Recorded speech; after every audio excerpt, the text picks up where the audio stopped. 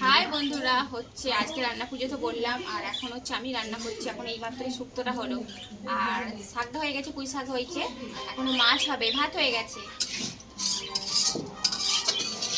কেউ যদি খেতে চান তাহলে চলে আসবে। সত্যি কথা বলতে আমিই করছি রান্নাটা।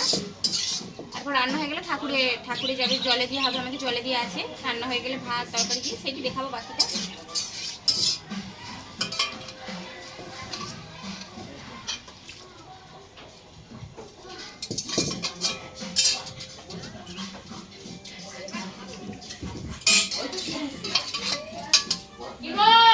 গরম জানো কি গরম, তারপর এখন মাছটা ভাজবো, কি গরম জানো, কি গরম লাগছে।